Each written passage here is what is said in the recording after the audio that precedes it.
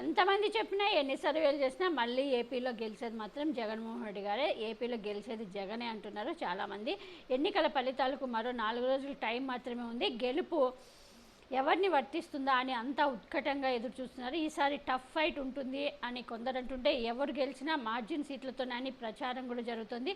అయితే ఎన్నికల తర్వాత ఇప్పటి వరకు వెల్లడైన ఎగ్జిట్ పోల్స్ సర్వేలో పలు సంస్థలు జగన్ అధికారంలోకి రాబోతున్నారని తేల్చేసింది. తాజాగా నాగన్న సర్వే సైతం జగన్కే జయగొట్టింది. వైఎస్ఆర్సీపీ 96 స్థానాల్లో విజయం సాధిస్తుందని తెలపగా, టీడీపీ కూటమి 46 చోట్ల గెలుస్తుందని వెల్లడించింది. 33 స్థానాల్లో గట్టి పోటీ నెలకొనగా ఇందులో 22 వైసీపీ, 3 చోట్ల టీడీపీ విజయం సాధించే అవకాశం ఉందని స్పష్టం చేసింది.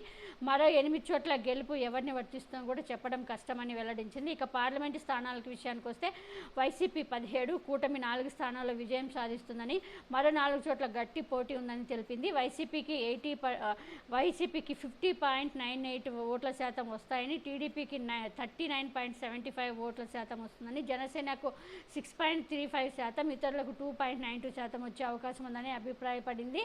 మొత్తానికైతే దగ్గరగా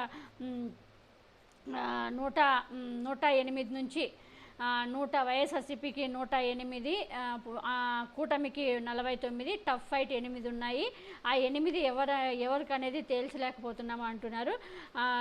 ఇది నాగన్న సర్వే చెప్తున్న సర్వే అనమాట. చూడాలి ఏమవుతుందో మరి. ఎందుకంటే మరి ఇంత తక్కువ అయితే రావు.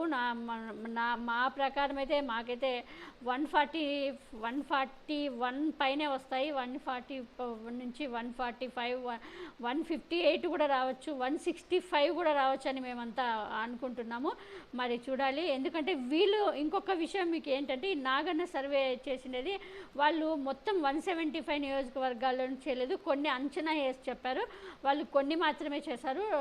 60-70 నియోజకవర్గాల్లో మాత్రమే చేసినట్టు తెలుస్తుంది. మొత్తం 175లో చేయలేదు. కొన్ని అంచనాల ప్రకారం వాళ్ళు ఓటింగ్ శాతాన్ని బట్టి వాళ్ళు చెప్పినట్టున్నారు. కానీ అలా కాదు. మేమైతే 161 పైనే వస్తాయనుకుంటున్నాము. జూన్ 4 తర్వాత ఏమవుతుందనేది.